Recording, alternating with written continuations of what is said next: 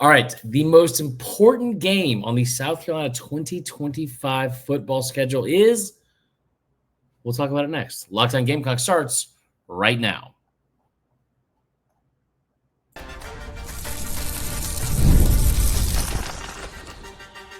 You are Locked On Gamecocks, your daily podcast on the South Carolina Gamecocks, part of the Locked On Podcast Network, your team every day. We're back. My voice is back. The show is back. It's Wednesday. We're having a great day. I hope everyone else is having a great day as well. And I appreciate you guys listening to Locked On Gamecocks and making your first listen each and every day. Shout out to our everydayers. Remember, we're a free and available podcast wherever you get your podcasts, as well as on YouTube, part of the Locked On Podcast Network, your team every day. Now, today's episode, it is brought to you by fun, because we're going to have a lot of it. We're going to talk about something that's really, I think it's becoming not a big deal, but it's just something that's being talked about in the offseason fodder and what you have before we get into spring ball. Now, we're a couple days away from spring ball, but there's more and more talk about college football playoff stuff. I know just from the show the other day, it wasn't a huge subject matter that you guys were super pumped to talk about, because it's also all in the future, all that kind of stuff. But here's the thing. It's going to impact South Carolina, because this is going to most likely be a playoff caliber team this year and hopefully in the years following. So we're going to still keep up with it, and plus all the changes going on in the sport. But today, what we're going to talk about is this. The ESPN came out with their biggest, let me pull it up here, most important games for the 2025 season, and how it's going to shape the 2025 season in the college football playoff. There's 3 games that South Carolina was included in, and it was everything. They were all in a row, by the way. It was like, I think it was 19, 20, and 21st in the rankings. And it was 21st was the Ole Miss game at Ole Miss. 20th was at LSU, and then the 19th was the Clemson game at home to close the season. I don't think they're that far off, but they also did a story about the season-defining game and it being Alabama. I don't think that is even remotely close. So we're going to talk about the most important games on the schedule, and I'm going to give you one that I think is the obvious one, and then I'll give you the other one that I think is the most important outside of it. The most important one is Clemson, and we all know it. Like we all know it. There is missing out on the playoff was still, I think it still brought so much. There was so much joy still in like the hearts of South Carolina fans, as dramatic as that sounds. Sorry, we've got the South Carolina baseball game on over here on the TV, so we're doing double duty here. But I think there's still so much joy in the hearts of South Carolina fans after that win, partially because of who you beat, partially because of the way you beat them. And I think that missing out on the playoff, I don't know if it was, since the expectation before the season especially wasn't that you'd be there, I don't think Carolina fans were as disappointed, because, hey, 2 weeks ago, we beat our arch rival, and we also beat them in a way that broke their hearts. And like listen, I always say, anytime you can go win a game, love it. Anytime you can go rip out the hearts of your rival, that's even better. That's just even better. It's just chef's kiss on a win there. And that's exactly what we did. It was 3rd and 16. They couldn't figure out a way to stop LaNorris Sellers. And then you get the game-clinching interception. We could relive it any other time. But that game is the most important game on the schedule for so many reasons. Like, you want to put up a fence around the state. You want to remind people this is your state.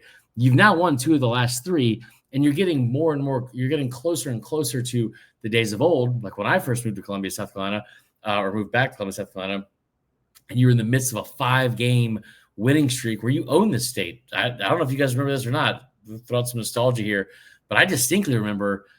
I think it was Kenny Chesney was at like Colonial Life for a concert. He brought Steve Spurrier out on stage, and Spurrier made sure he reminded everyone that was there, because it wasn't just Gamecock fans, that they owned Clemson and they had won 5 straight against them. You're getting back to that sort of thing, and you're doing it at a time when you've kind of caught Clemson in this vulnerable position as a program, and you're starting to pass them, and you've beaten them 2 out of the last 3 years. Now you get them at home, and you get them on a chance to close out the year. Now here's what I think is more important, and it's a weird thing that I don't think is a realistic ask for Carolina fans, but I think that it's something in the long run you're going to want. And that is that you kind of want Clemson to be undefeated by the time you get to them. And for a number of reasons. I love where this team is headed. I love where they're going. I love where the program's going. I think they're going to be a really good team next year. I think the offense is going to be one of the best in not only the conference but the country. I don't think they're going to go undefeated. It's just very hard in this day and age to go undefeated in the SEC, especially with the conference championship game. I mean, think about it. Like, Georgia did it in 2022. LSU did it in 2019. Bama did it in 2018, but then lost to Natty. They did it in 2016. Outside of that, it hasn't really been done in the last 10 years, right? Like, more often than not, it's hard to go undefeated in the SEC. But having an 11-0 Clemson team come to Williams-Brice at the end of November with what should be a chance to go to the playoff. And I tell you what, if you're sitting there with 2 losses, which could be the case, and you have a chance to, that's a win or go home scenario for you as a South Carolina team. If you beat them, you're in. And if you lose, you might be out because you're on the outside looking in with 3 losses. Just imagine that scene. Like that is a massive, massive deal to get them at home and to beat them. Now, obviously, they've struggled against them at home over the past couple of years.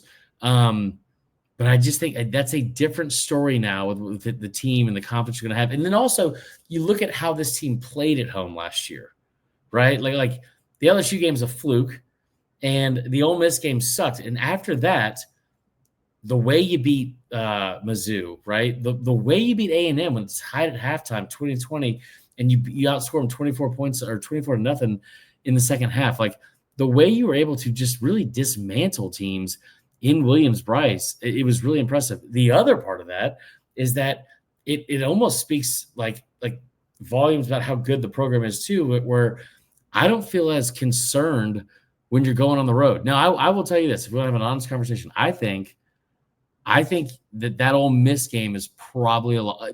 Ole Miss and A&M feel like the 2 games on the schedule that feel like they could be a potential loss.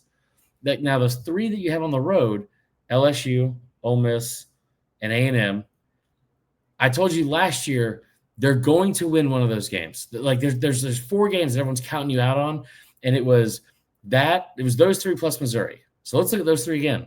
I told you last year, this is one of the first episodes we did, and some of you guys thought I was crazy, but I was like, they're going to get one of them. They're going to beat one of those teams. History tells us they're going to beat one of those teams. Who's it going to be? Turns out, it ended up being, I think, 2 of the 4. Now, going to College Station and what they have coming back with Marcel Reed and all that stuff, and just going on the road, that's a different story this year.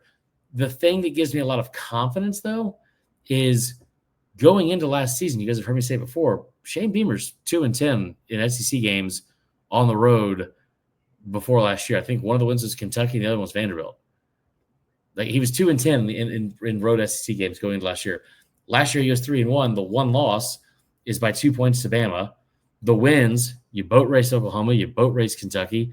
What was the other one I'm missing right now? Vanderbilt, you beat them by 21. And then also, hey, by just for, a cherry on top, you also go on the road to beat Clemson. So I like where the mentality of the team is, being able to go on the road. That doesn't seem as daunting as it did in the past. I will tell you, outside of the Clemson game, because we all know that's the biggest one, outside of the Clemson game, the biggest game, though, is going to come on the road. And it's going to be against a team that you might be overlooking and you might not think is as big of a deal. We're going to talk about it next.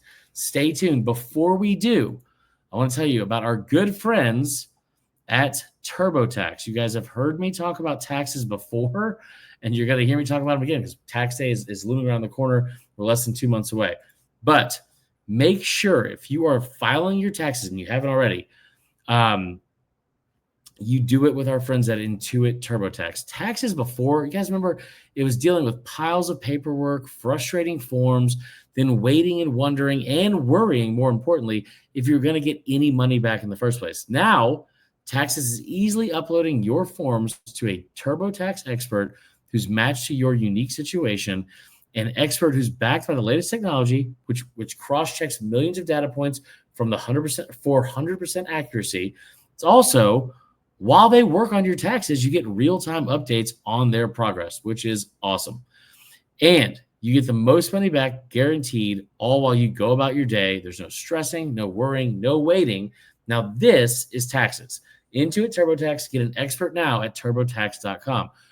Remember, it's only available with TurboTax Live full service. So real-time updates are only available in the iOS mobile app, but see guaranteed details at TurboTax.com/guarantees. Okay, I guarantee you we will be right back.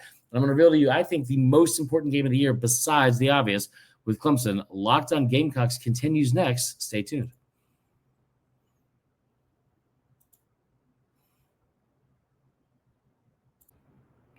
All right, we are back. So here's the thing. Now, going over this game, like I said, the three that were brought up on ESPN, the LSU game, the Ole Miss game, and the Clemson game. Now, those three games specifically were about which would have the biggest playoff impact. I think that's accurate because LSU, by all means, is considered to be a potential playoff team.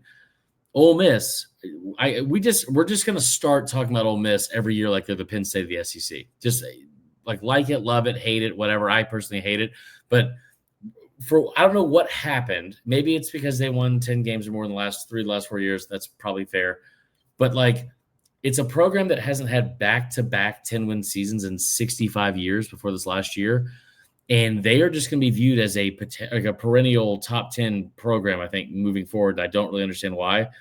That game, keep in mind, think about what Ole Miss lost last year. Ole Miss lost. I'm trying to go through their preseason rankings. They lost a ton of talent. Now that's a big game on the road for sure. Then you look at the games, it's season-defining games that ESPN came out with, right? And it's the Alabama game. I want to read you what they said in this write-up. Before I do, I want to remind you of something real quick. And you look at the rankings of the SEC going into next year. This is ESPN way too early, top 25. Texas is number 2. Georgia is number 5. Clemson's at 7. LSU's at 8. South Carolina is next at 10. The next SEC team behind them is Bama at 12. Illinois at 13. Remember them. Florida's at 18. Tennessee at 19. A&M at 22. And Ole Miss at 25. We expect Texas and Georgia to always be top 5 teams. That's just whatever. LSU will hang around the top 15 forever. But behind them, and you could easily make the case that South Carolina could be better than LSU going into next year. You're 4th in the conference. That's a really, really, it's a big step for the program. Now, this is what it says about the game against the season-defining games against Alabama.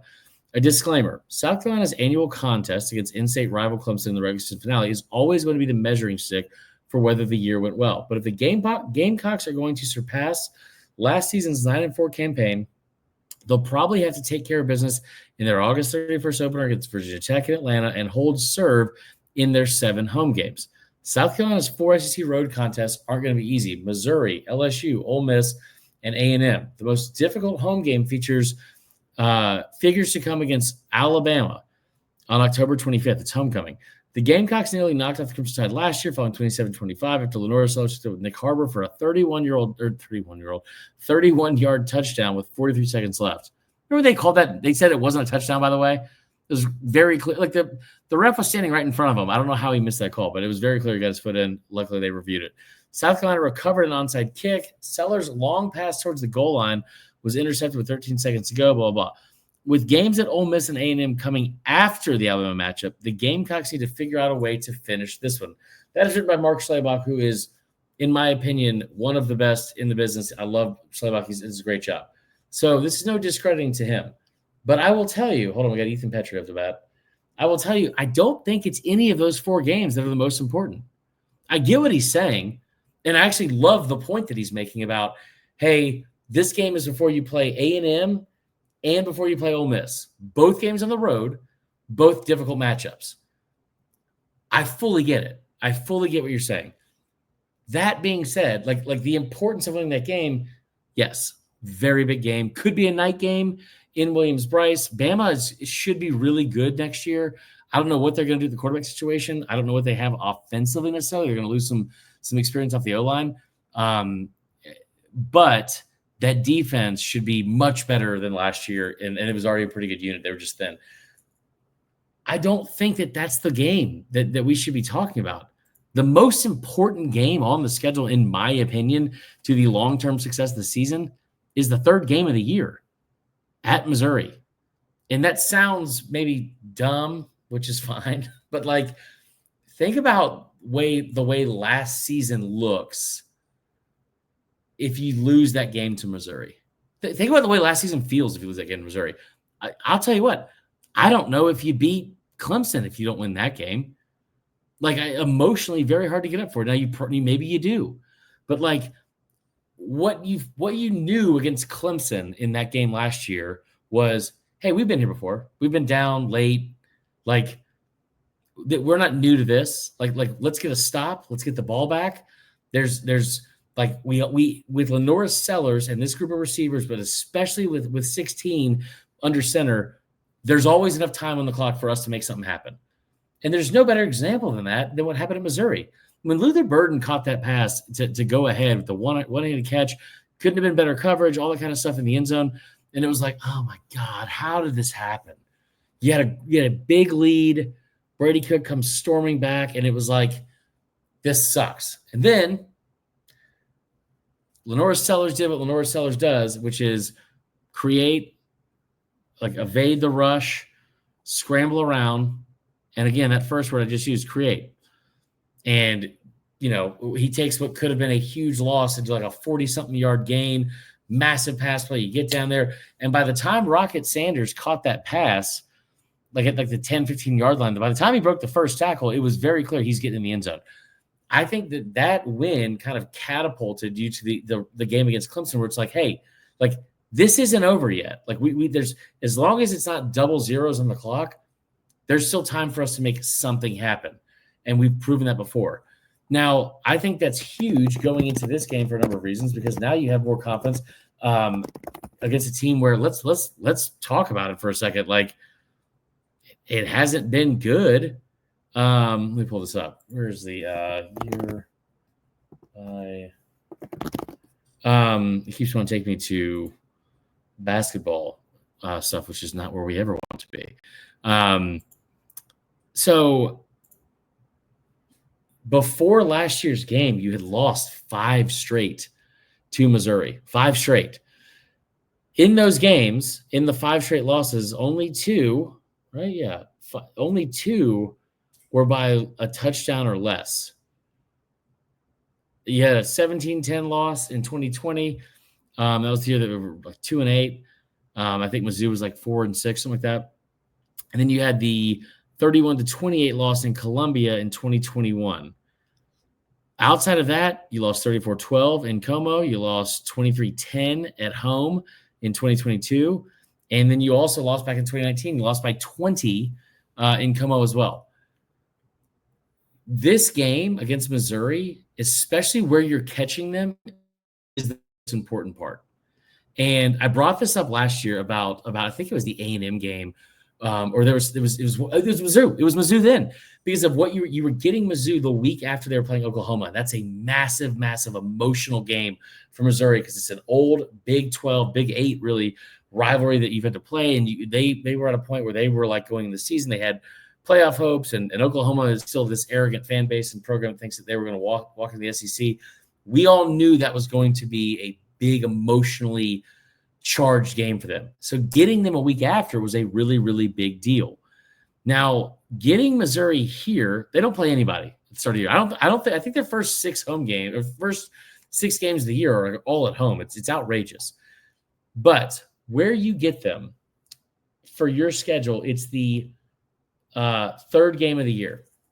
The 4th game of the year. You open up with Virginia Tech in Atlanta. I think that's a win. You get South Carolina State at home. That's a win. You get Vandy at home. That's going to be a win. It's 3-0. If you can beat Missouri, you're 4-0. Kentucky's at home the next week. That's a win. That's 4 wins in September, okay?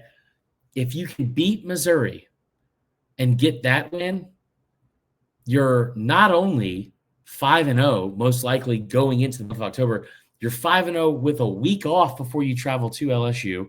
You're 5-0 and you've beaten a former division rival that also has expectations. But the most important thing about it is you're getting them at a time when it's the 4th game of the season, right? And they have to replace a ton of offensive production, right? They lose a ton of defensive production in their secondary especially, and you just took one of their best edge rushers out of the portal, right? But most importantly, one thing about Missouri that has always been true. Missouri, I always say there's 2 things. They are Vandy with a fake ID. They're just a more fun Vandy. And they also are a program that has whoever the quarterback is, whoever it is, every single time they have a starting quarterback, it's a 3 to 4 year starter, it feels like. There's never quick turnover at that position. So it's a long-standing quarterback that seems like he's been there forever. That's the case with Brady Cook. He's one of the best, most winningest quarterbacks in program history for them, right? Like, I mean, the 21 wins they've had in the past 2 seasons, that's a great job he was able to do. It's kind of a really underrated, overlooked guy. There's a lot of, you might hate the comp, but there's a lot of facts to it. Like, there's a lot of Connor Shaw in Brady Cook. I know it's not going to be a very popular opinion, but there is. And the kid just won, right? They're going to have to replace him. They're replacing him with a kid they spent $1.5 million on, or $1.8 million as a backup at Penn State, or 5-star freshman Matt Zellers. Either way, you're getting them in a situation where for the first time, it feels like in a minute, you are going to have a team that you have struggled against, struggled against, I guess over the last like 5 years, and you're going to at least have more experience in the quarterback position than him. I don't know if you're a better team, or I think you are.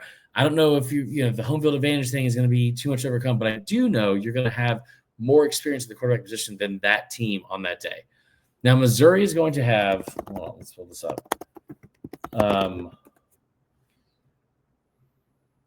Okay, Missouri is not going. Geez, they don't. They just. This schedule is unbelievable. Now they open with they have Kansas, which is pretty interesting because that is a massive game for them. Central Arkansas at home, Kansas at home. That's a big one. Louisiana at home, South Carolina at home, UMass at home. They get a week off where they play Bama at home. So that's their first 6. They don't leave home for their first 6 games. They don't have a neutral site. They don't leave home for the first 6 games. But you get them after they play Kansas. That's a big deal. They're going to have some prep coming in. Louisiana's not a bad group of 5 school. They should be 3-0 coming into that game. Maybe 2-1 for the Kansas game. We'll see. But either way, you're going to get them at a time where you should be undefeated, right? You should be battle tested to a degree because way more than them, because you're getting Virginia Tech in a huge, for like opening weekend game where, as of I think right now, you're an 8.5-point favorite. You're going to have that and the Vandy game, which Vandy should at the very least be a good test as they were a year ago, but you get them at home. You should be undefeated without question going into that game. If you're not undefeated going into this game, we have bigger fish to fry and bigger questions we need answers to. But you absolutely should. And winning that game pretty much gets you to 5-0. It pretty much gets you to 5-0, and it does so at a time when you've only had 3 of your 7 home games. I think that is a bigger vault into where you need to be and where you want to be than the Bama game. Now, the Bama game is a whole other animal. We'll see what happens. It's late in October. But let's keep in mind, like, getting before like that LSU game is going to be a bear. It's probably going to be a night game in Death Valley. That's a tough place to play. They should be much improved on defense. Getting there undefeated is a much better deal than, oh man, if we lose this one, it's our second loss, and now you got to pretty much win out to make the playoff. This is the biggest game of the season outside of Clemson, in my opinion. Now, there are other games you can get to that could end up being bigger because of what would be at stake, but those games don't happen and they're not bigger if you don't win this one. That's probably the best point I could have made. Should have said it a long time ago. But there you go. All right. That is all. We have a quick closing part to the show, so stick around, and we will wrap up today's episode.